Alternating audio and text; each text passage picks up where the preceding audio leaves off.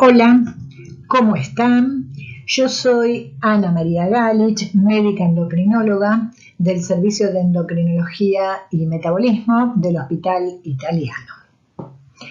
Es un gusto para mí compartir este espacio con ustedes y vamos a tratar de abordar en forma muy resumida todo lo que tiene que ver con las alternativas terapéuticas para los pacientes con osteoporosis y alto riesgo de fracturas, ver cuál es el presente y qué tenemos hacia el futuro.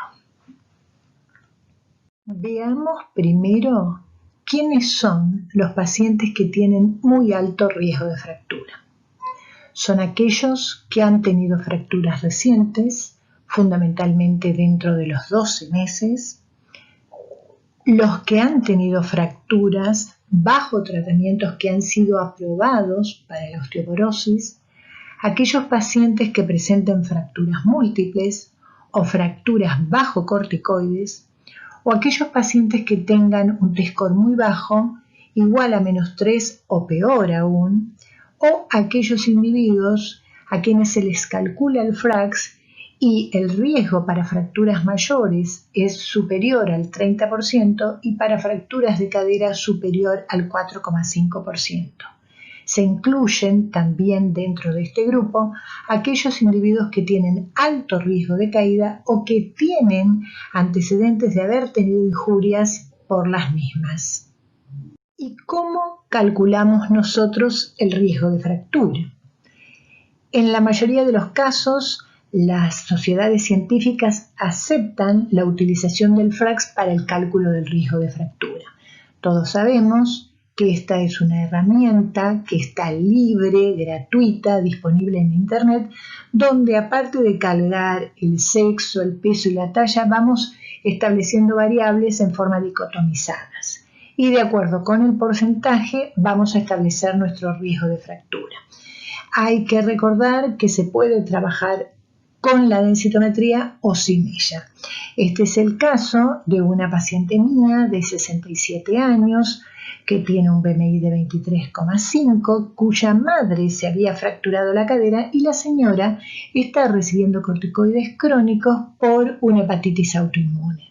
Fíjense que esta señora, sin colocar su densitometría, tiene un riesgo para fracturas mayores del 28% y un riesgo para fractura de cadera del 11%. Si consideramos solamente fracturas de cadera, esta señora tiene un muy alto riesgo de fractura.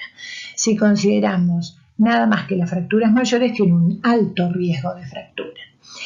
¿Y en qué porcentaje nos basamos para decir que este riesgo es bajo, moderado, alto o muy alto? Como dije, para las fracturas mayores, por ejemplo, es un riesgo bajo si este es menor al 10% o hasta el 10%. Es moderado si ese riesgo va entre 10 y 20% y es alto si va por encima del 20% para fracturas mayores o por encima del 3% para fracturas de cadera y, como dije recién, es muy alto si supera el 30% para fracturas mayores y el 4,5% para fracturas de cadera. Como dijimos recién, los pacientes que han tenido una fractura reciente, es decir, dentro de los 24 meses previos y fundamentalmente dentro de los 12 meses previos, tienen un alto riesgo o una alta probabilidad de padecer una nueva fractura, y esto es conocido como riesgo inminente de fractura. Este periodo es fundamental para iniciar el tratamiento, lo que he señalado acá como prevención secundaria de fractura porque ya se ha tenido la fractura primaria. Y acá tienen una importancia fundamental los servicios de ligazón de fracturas que han demostrado reducir un 35% la mortalidad de estos individuos y un 56% de las fracturas subsecuentes. ¿Y esto en qué se basa? Que todos los estudios randomizados controlados muestran que los individuos tratados tienen una curva de descenso de las nuevas fracturas en los primeros 12 meses. Y todos estos pacientes que han sido seleccionados para participar en estos protocolos, que son diferentes a los pacientes de la vida real, tienen una menor incidencia de fractura respecto de los que continúan recibiendo placebo. Fíjense, en el gráfico de la izquierda se puede ver cómo los individuos que han tenido una fractura tienen un riesgo muy alto de repetir una nueva fractura dentro de los 24 meses y después ese riesgo se ameseta, pero va aumentando progresivamente con la edad. Pasa lo mismo en los individuos sin fracturas que pueden o que se grafican acá con la curva de puntos, y estos individuos siempre se mantienen con un riesgo por debajo del individuo que ha tenido una fractura. Y veamos ahora qué dicen las guías, en este caso Argentina, respecto de los tratamientos disponibles para la osteoporosis. Se establecen nuestras guías que el objetivo más importante es reducir las fracturas. Para todos los pacientes, las guías recomiendan cambiar el estilo de vida, mantener una ingesta adecuada de calcio, las recomendaciones 1 gramo por día, preferentemente como ingesta, mantener niveles aceptables de vitamina D, igual o superior a 30 nanogramos por mililitro, y realizar una actividad física adecuada. En todos los pacientes con osteoporosis hay que descartar siempre una causa secundaria.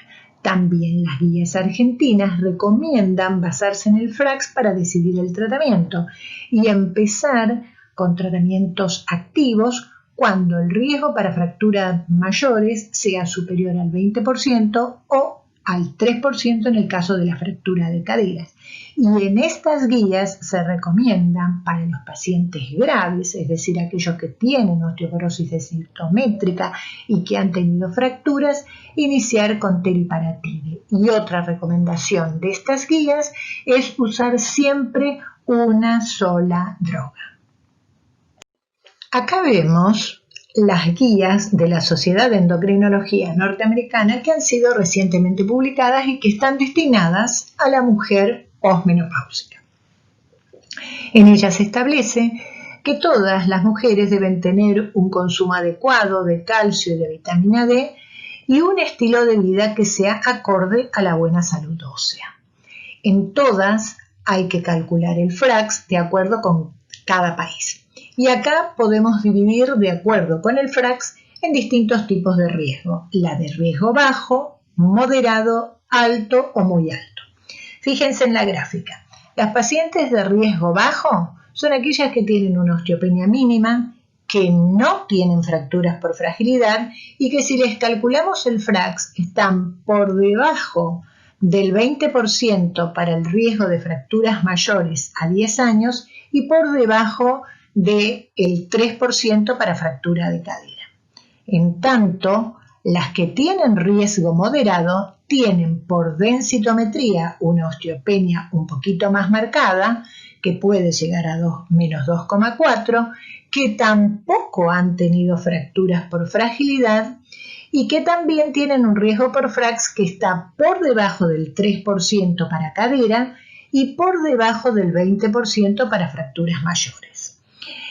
Pero veamos qué pasa con las pacientes de riesgo alto, que son aquellas que tienen densitometría en rango de osteoporosis, que han tenido una fractura de cadera o una fractura mayor y que, calculando el FRAX, tienen más del 3% de riesgo de fractura de cadera en los próximos 10 años y más del 20% para fracturas mayores, mientras que las que tienen riesgo muy alto, que son las que peores están, son estas que tienen densitometría con osteoporosis, que tienen más del 3% de riesgo por FRAX en cadera y más del 20% para fracturas mayores y que ya han tenido una o varias fracturas.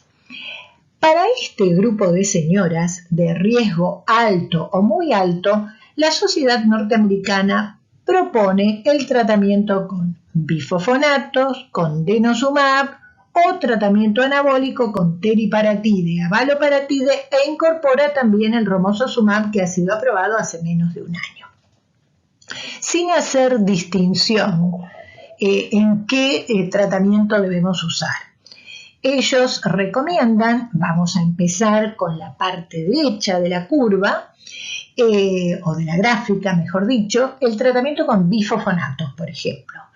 A estas pacientes deberá administrarse el bifosfonato entre 3 a 5 años, dependiendo si van a ser por vía endovenosa 3 años o 5 años por vía oral.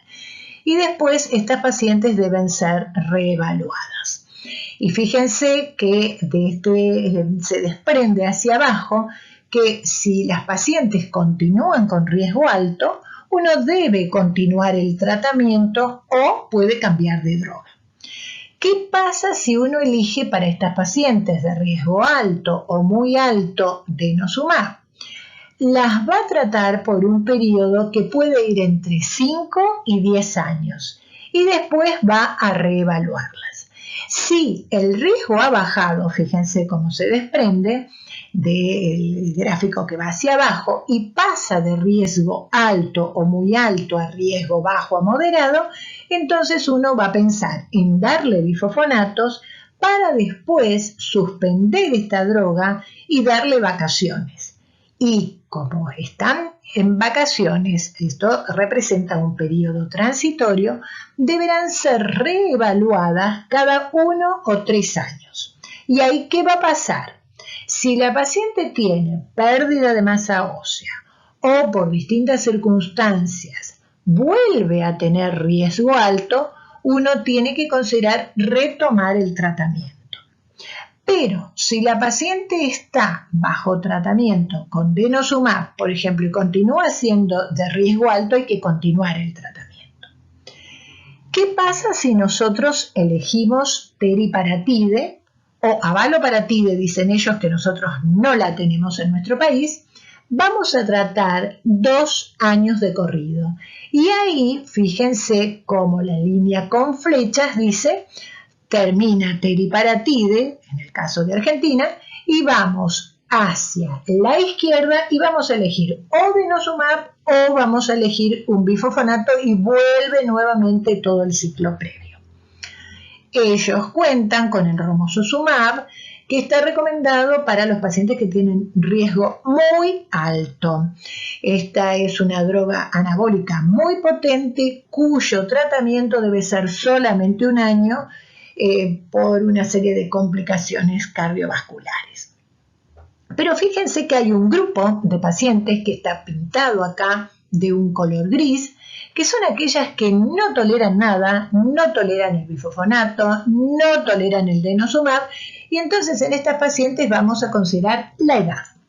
Si la señora tiene menos de 60 años, si está en un periodo inferior a los 10 años de haber empezado su menopausia y tiene bajo riesgo para trombosis venosas profundas, nosotros vamos a ver si tiene síntomas vasomotores o no tiene síntomas vasomotores. Si tiene síntomas vasomotores, vamos a inclinarnos por hacer una hormonoterapia o con estrógenos y progestágenos, estrógenos solos si no tiene útero o estrógeno-progesterona si tiene útero, o darle la tibolona. ¿Qué pasa si la paciente tiene alto riesgo de cáncer de mama? Lo que vamos a usar es raloxifeno o basedoxifeno. Pero si tiene más de 60 años y no tolera ninguna de las drogas potentes de las cuales hemos hablado, uno va a considerar, dicen los de la sociedad norteamericana, le va a dar un SER, puede darle el tratamiento hormonal o tibolona con mucho cuidado, calcitonina que no la tenemos o calcio más vitamina D. Y recuerdo que siempre el calcio y la vitamina D van a ser complemento de los tratamientos potentes que se administrarán. Y estas son las guías europeas publicadas en el año 2020 en forma resumida, donde ellos dividen a los pacientes de acuerdo con el riesgo en riesgo bajo, riesgo alto o riesgo muy alto. Y recalcan como todas las guías, mantener un buen nivel de vitamina D, una buena ingesta de calcio, hacer los ejercicios adecuados al riesgo de cada individuo, pero para los individuos de riesgo muy alto que se ven acá en rojo, indican comenzar con el tratamiento anabólico.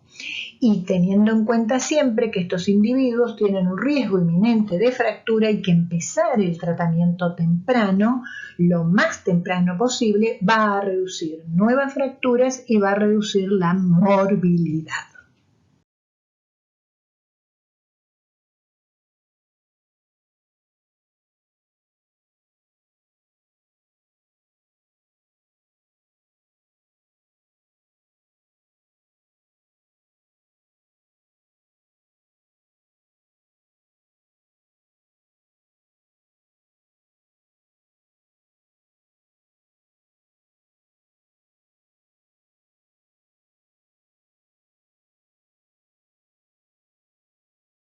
Finalmente, tenemos las guías del Colegio de Endocrinólogos Clínicos norteamericanos, que es más o menos similar a las previas, en las cuales también se agrega romosozumab.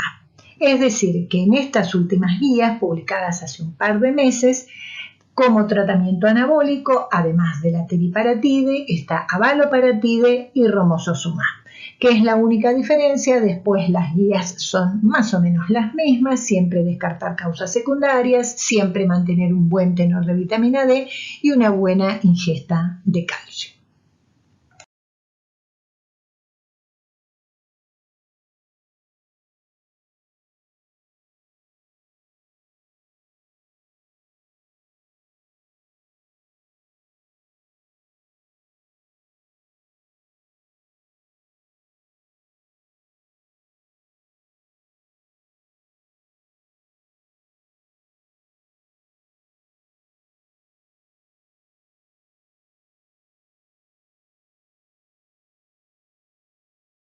Y esta diapositiva, a modo de resumen, es para mostrarles lo que dice el doctor McClung, que me pareció muy acertado, donde él dice que no son necesarias nuevas guías de diferentes sociedades estableciendo lo mismo, porque he mostrado lo que han presentado entre las sociedades europeas y diferentes sociedades norteamericanas en un periodo de un año, sino que sería necesaria una guía única, clara, armonizada, concisa, desarrollada y que fuera dirigida por las distintas sociedades y que con ella nos rigiéramos todos los médicos.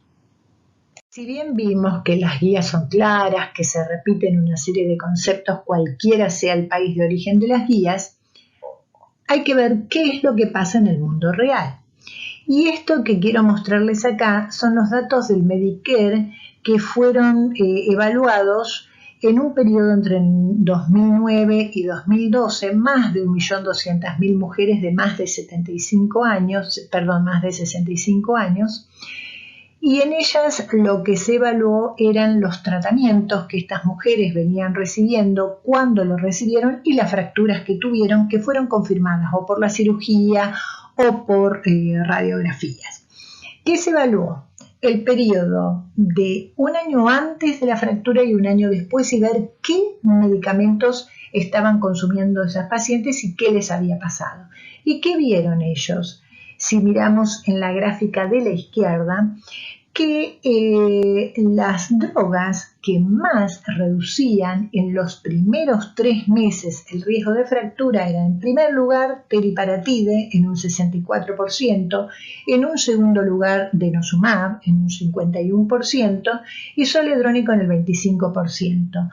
Pero a fin de un año, tanto zoledrónico como denosumab mantenían más o menos el mismo porcentaje de reducción de fracturas, alrededor de un 50%, y teriparatide eran un 72%, mientras que los bifosfonatos orales y en menor medida el raloxifeno eran efectivos para la reducción de fractura. Todos reducen, pero en menor proporción que los anticatabólicos potentes, como son el zoledrónico y el denosumab, y fundamentalmente el anabólico, como es teriparatide. ¿En qué se basan las guías para indicar los tratamientos?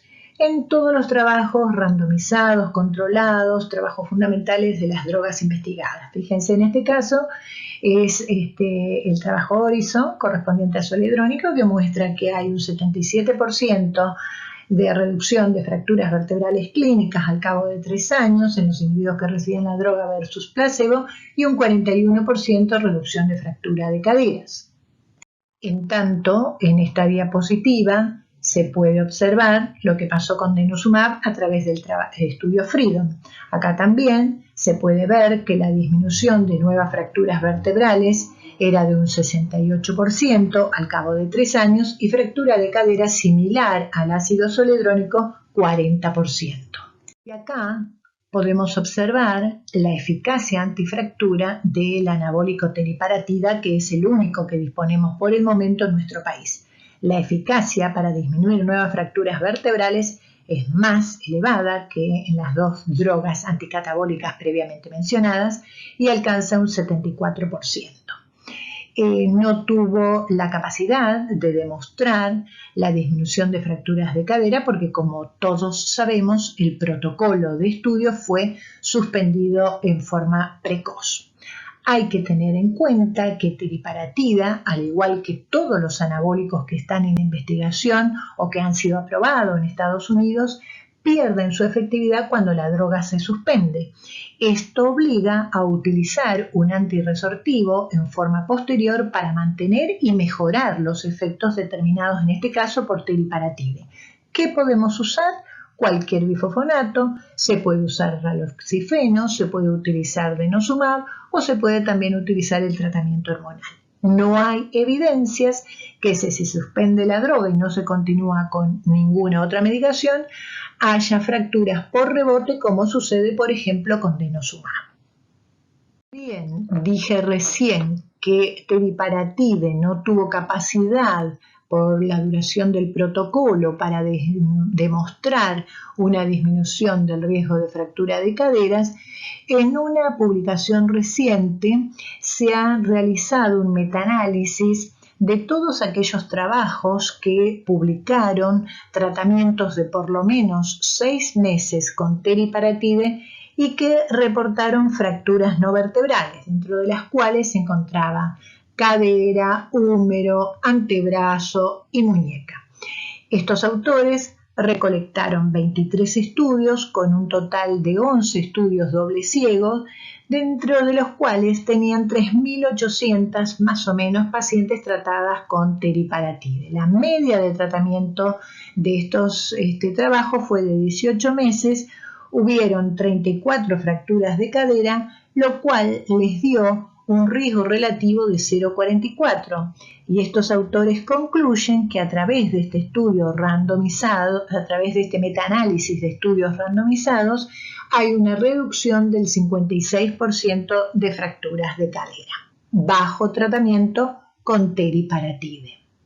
Simplemente quiero mostrar otro anabólico que es abaloparatide, que también es una proteína de 34 aminoácidos, que deriva del péptido relacionado con la paratormona y que tiene la particularidad, igual que teriparatide, de unirse a los receptores tipo 1, pero a una conformación diferente, de modo que ejerce una actividad mucho más rápida y de mayor concentración de AMP cíclico, y eso explicaría por qué tiene un efecto de menor resorción, de mayor formación y es más efectivo a nivel de la cadera, con una diferencia relativamente pequeña.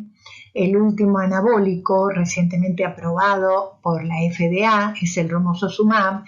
Es un anticuerpo humanizado dirigido contra la esclerostina, de modo que al inhibirla se puede expresar la vía Wnt libremente, y esto se acompaña de un aumento de formación y disminución de la resorción. Esta droga, en una dosis de 210 miligramos subcutáneos mensuales en una única aplicación, fue aprobada para ser usada solamente por 1 año y debe ser continuada con un anticatabólico que puede ser o denosumab, como en este estudio, el FRAME, o puede ser alendronato. La eficacia de disminución del riesgo de fractura está en torno al 73%. Simplemente Esto era para demostrar cuán efectivos son los tratamientos anabólicos para disminuir la incidencia de nuevas fracturas clínicas.